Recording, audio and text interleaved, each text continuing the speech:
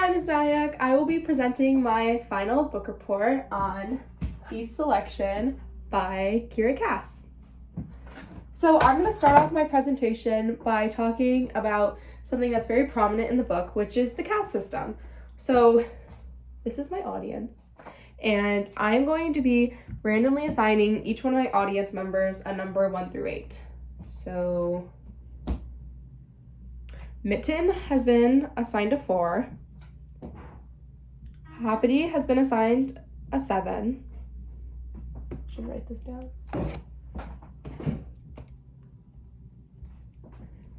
Flower Teddy has been assigned a 2. And Blanky Bear has been assigned a 6.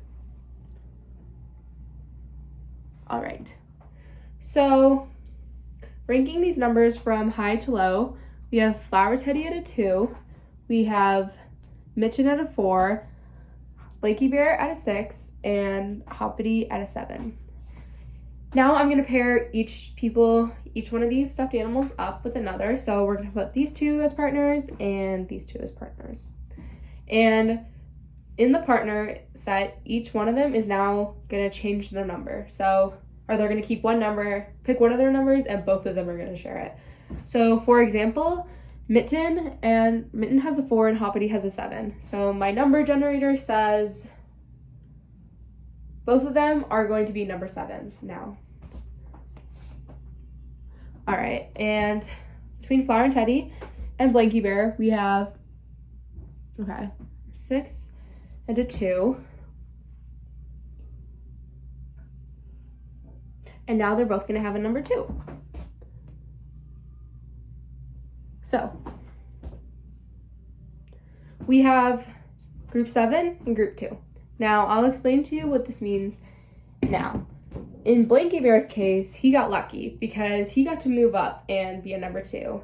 And in this case, this is bad for both of them because now both of them are number 7s. And this essentially means that the caste system is ranked 1 through 8, and 1s are wealthy, royal politicians, money, have it all. And at the bottom, you have 8s, and they're destitute with no money.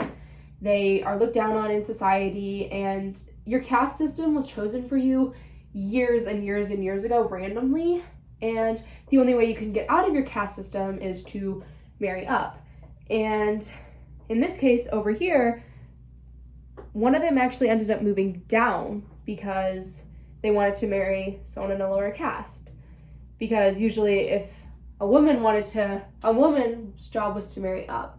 And if a woman fell in love with someone in a lower caste, then she would be moved down with him. But in this case, Blanky Bear got to move up, and they both got to be number 2s. And that was the goal. So an issue in the book is something that the main character faces, and she doesn't know if she should marry down and be with the guy she's been dating for 3 years, even though he's in a lower caste than her, or if she should try to move up when the selection comes out. So, all right.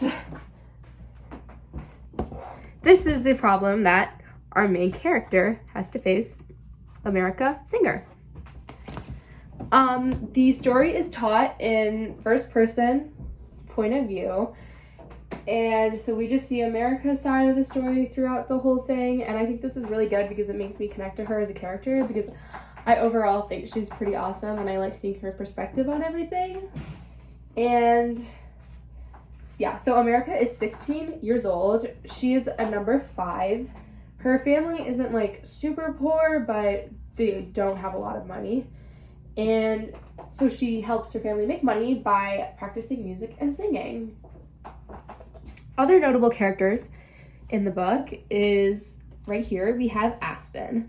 Aspen is America's boyfriend in the beginning of the book, and they end up breaking up. And I'll tell you why later. Aspen is a number 6, and I would say he's a very, very selfless character. He just, throughout the book, always puts others above himself. And then obviously in the middle, we have America, who I already told you about. And America is the kind of character that's very true to herself. She doesn't really care about what other people think, and she's always just very like confident in who she is. And then over here we have Prince Maxon, and the prince has a very strong sense of duty. He knows that his whole life he's been trained that one day he knew he was going to be a king, and that's why he has to start the selection, because it's part of his duty. So a quick summary of the book is, in the beginning, thousands of girls across the country are mailed invitations saying you have the chance to compete in the selection. And any girl between ages 16 and 20 is eligible to compete. And the selection is where the prince needs to find a wife. So any eligible lady is sent a letter and put into a lottery almost. And 35 girls are chosen. And all those 35 girls move into the palace and they try to compete for the prince's love and affection. It's kind of like a Bachelor story, and with a mix of the Hunger Games, just without the killing part. And so after all the letters are sent out, America didn't care, because why would she? She was already in a happy relationship with Aspen. And America told Aspen she didn't want to compete, but Aspen was like, no, that's foolish. You should go out and try to live your best life possible. Don't settle for someone like me that's in a lower caste. And Aspen actually breaks up with America because of this, because he didn't want to hold her back from something that could help her and her family's life, because like I said earlier, they are not wealthy. And Aspen is even less wealthy because he's a number 6. So after they broke up, America was completely heartbroken. And so she entered the selection to show Aspen, like, look, I have no chance of winning. There's thousands upon thousands of girls competing. And yeah, so she ends up putting her name in, and she was like, okay, once I won't get selected, everything will be okay. But she actually does get selected, and she does have to go to the palace and compete for the prince's hand in marriage. So when she does get to the palace, she's completely heartbroken, because obviously she has no romantic feelings for the prince whatsoever. She doesn't like him, she doesn't think he's cute, she doesn't want to be wealthy. So yeah, once she goes to the palace, she tells Maxon, she's like, I don't have any romantic feelings for you. I'm only here so my family can make money and I can just eat food and relax. And Maxon was never used to being talked to this way, which is why it was something different for him, and he chose to let America stay. And throughout the book, America and Maxon are friends, because that's what he needed. He needed someone to help him navigate the girls in the selection, and obviously America was benefiting from being in the palace. So as time went on, they started developing romantic feelings for each other, until one day, Aspen showed up out of nowhere because he had been drafted and sent to the palace to be a guard. And eventually, all of America's old emotions for Aspen that were once healing were now starting to come back, and she realized that she was in love with both the prince and Maxon. And essentially, at the end of the novel, she said that she is going to choose herself and follow her heart, and she was going to take time.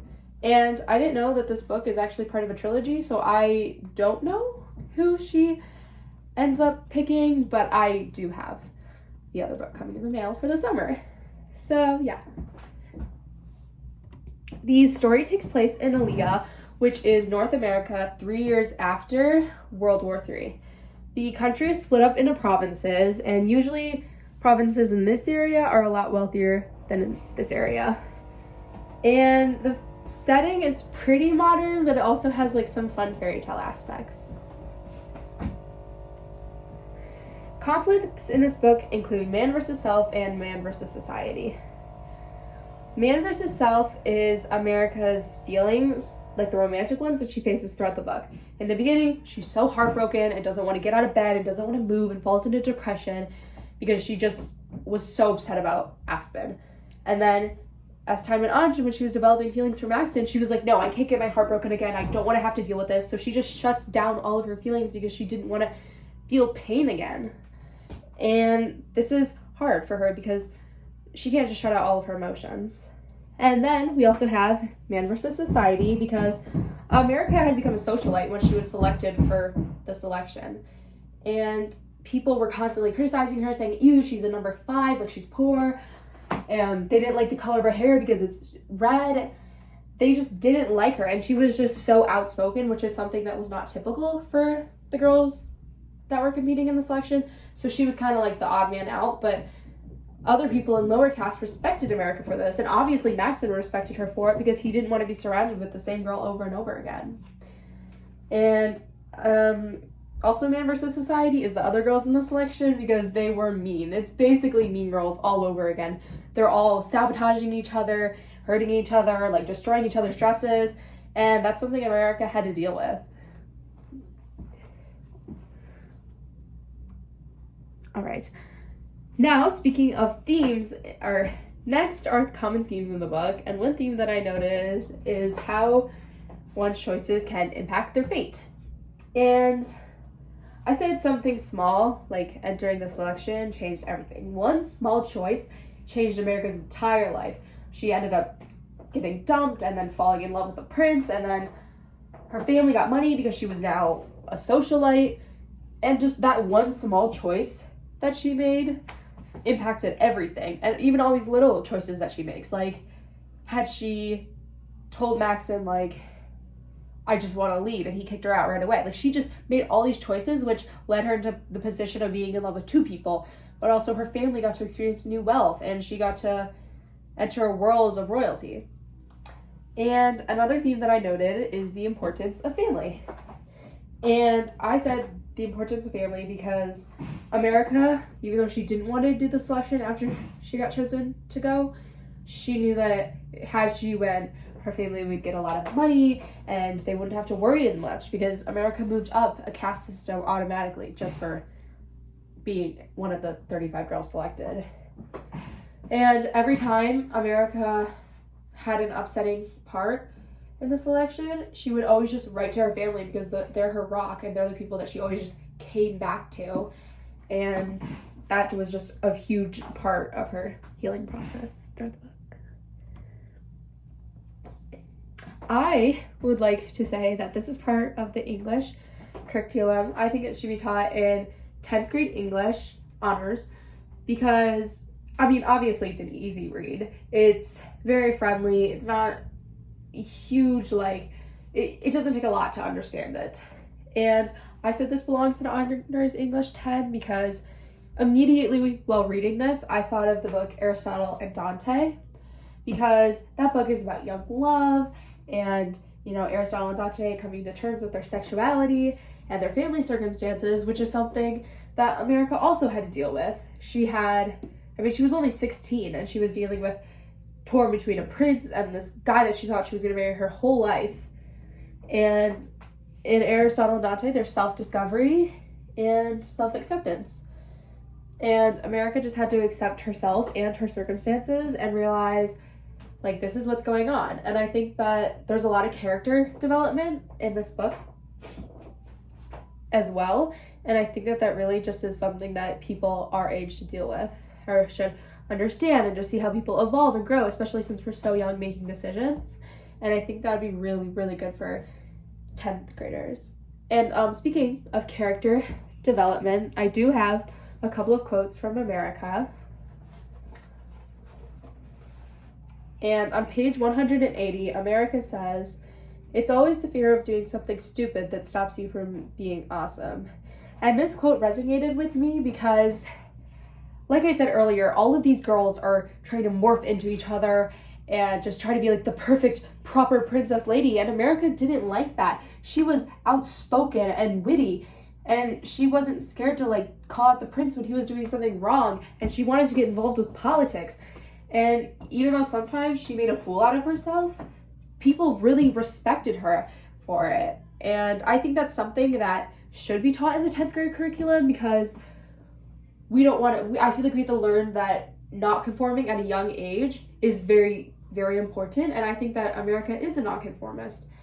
And I think that would be perfect to teach about in the 10th grade curriculum because also that is when we learned about transcendentalism for the first time.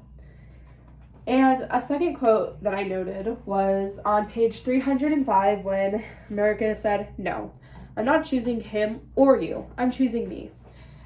And I like this quote because this whole book has been America being like, "Oh my gosh, no, I'm so sad about Aspen. He broke up with me. And oh, I don't know if I love the prince or not." Like, she has just been torn between feelings and focusing on other people and how that has impacted her. But America didn't realize that, like, she is the most important person in her own life. And I like it at the end of the book that she realizes this, and she's like, I'm choosing me, because this just shows how much that she's evolved over the book, and she's not making choices for anyone else besides her, and she knows that she is like number one in her life. And also, I think that this was a great book, and I think that the style of the book is also very good too, and I think that the author Kira Cass uses brilliant rhetorical devices throughout the book. She uses pathos to explain all of the emotions that are going on, like all of America's heartbreak. I felt so much sympathy for her, because obviously I'm a 17-year-old girl. I've definitely experienced like relationship heartbreak, and the way that Kira used pathos to evoke the emotion in me, like I really just felt America's pain throughout all of this. And also, she uses vivid imagery as well. I didn't even have to look up pictures of the characters, because in my brain I just had like the most vivid pictures of what they had looked like, and I could just picture the castle, and every little detail was just there that I didn't even have to like. Sometimes I look up book trailers or pictures on the internet. I didn't even have to do that this time. I think that Kira Cass did an amazing job with using rhetorical devices in this book. All right. Well, I just wanted to say thank you for listening or watching. I don't know, but watching and listening. And if you like this book, like I said earlier, it's part of the trilogy, and I assume in this book this is where she picks who she's gonna be with, because she's wearing a white dress and a bride. So yeah, that was my book report. And also, sorry if you heard a lot of background noise. There's like construction going on in my house, but yeah, I hope you enjoyed. Thank you.